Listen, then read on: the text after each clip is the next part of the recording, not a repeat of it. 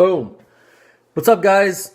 Going to do the same thing I did last week. Just real quick preview, Monday night PPL preview.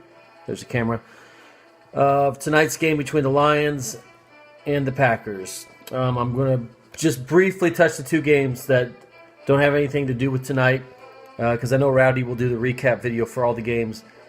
The Bad Boys, they have a guy going tonight. They'll beat the Urinators. No surprise there. The Sharknadoes and the Experience, this was the game of the week. The Sharknadoes, man, even though A.J. Green decided to go all Muhammad Ali on Jalen Ramsey, they still beat the Experience. Now that was beating the Experience when they were down Melvin Gordon, Tom Brady, and Antonio Brown. And Zach Ertz, which was a shock. So, take it for what you will. They still won. 124 points, a lot of points put up for the Experience, despite having those players out. But Devontae Parker made a one-handed catch on the sideline last night, and that's what sealed the victory for the Sharknadoes. Okay, that's enough of that. All right, tonight we have the Lions at Lambeau, and Jordy Nelson will be going for my Topes, as I have a 13.5-point lead on the Knights. He has Marvin Jones Jr. Now on paper, you would think, oh, Jordy has the advantage. There's no Rodgers. And Darius Slay is extremely underrated. To me, he shuts down number one guys. Last week Antonio Brown had one of his worst games of the year, and it was because of Darius Slay. So I will be happy if Jordy gets me 5 points, like extremely happy. That's how pathetic that is, or pathetic it is for my team right now. Marvin Jones Jr. last year balled out. I don't even know what that means, but I've heard it used before. Balled out against the Packers last year, so he can do it again. He's going against a weak secondary. And honestly, I think this will come down to the last 4 or 5 minutes of the game, possibly garbage time or possibly catch-up mode for the Lions. Hopefully they'll be running the clock out and the Topes will win this game, but I could see the Knights pulling it out. All right, freaking Froberg will once again beat a team with scoring like 70 or barely 80 points. He only needs 10 yards from Aaron Jones tonight to beat Roger Goodell. Fro continues to find ways of winning. So frustrating.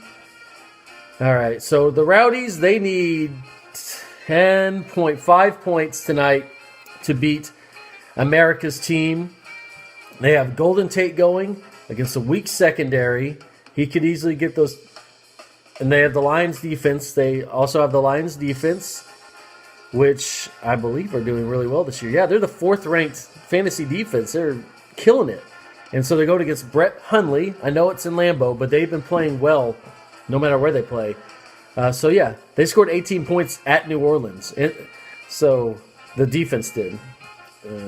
They've done really well. So I think the Rowdies will pull this out tonight against America's team. And finally, we have Lanced in the Pants and the Cox as they battle to not finish last. So as you all know, if you finish last in the league at the winter drinkings that are held in spring, the last place team, their attire for the night is determined by the champion. So last year, Darren had to wear that pink I Suck at Fantasy Football unicorn shirt, had unicorn hoofs, and a unicorn little horn, and a tutu.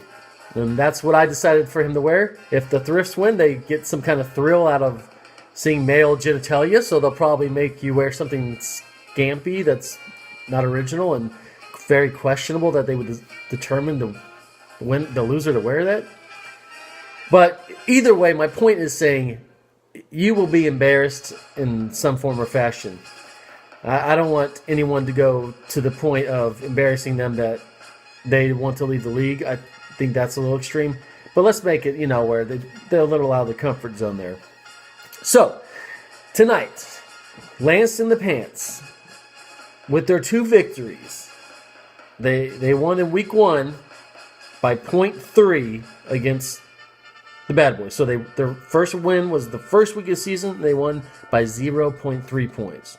And their second win was last week, and I believe they only scored 62 points against the Knights. So they could very easily be 0-8. Versus the Cox, which have put up 90-plus points, I believe, 4 or 5 times this year. And tonight, the Cox have a 0.6 lead, 0.6 lead, with Matt Prater, the kicker for the Lions, and Amir Abdullah going for him. Amir Abdullah's been he's been a disappointment, if I'll be honest. I had high hopes at the beginning of the season for him. Obviously, I traded him to Kevin, thinking that Kevin was going to get a nice young running back, and I was going to get something I needed in return. A handy player. And he hasn't really performed well. I don't get it. But Lance in the Pants has Matthew Stafford, which if you are a baseball fan or a Rangers fan, Matthew Stafford, in my opinion, he scores 30 points or 3 points. So in my opinion, he is the Derek Holland of fantasy football. You don't know what you're going to get him. He could get a complete game shutout with 14 strikeouts. Or he can go a third of an inning and give up 8 earned runs. That is Matthew Stafford when it comes to fantasy football, in my opinion. He hasn't. I don't know. All that to say, though, this is kind of. It's not defeating my whole argument. I think Matthew Stafford puts up 30 points tonight, and I think that Lance the Pants wins. Stafford, I say, will put up 24.5 points. So not 30, but it'll be more than the Cox can handle, and I think Lance wins tonight. Probably sealing the fate for the Cox to be last place. All right, that's all I got. And we are at 7 minutes in 2-1.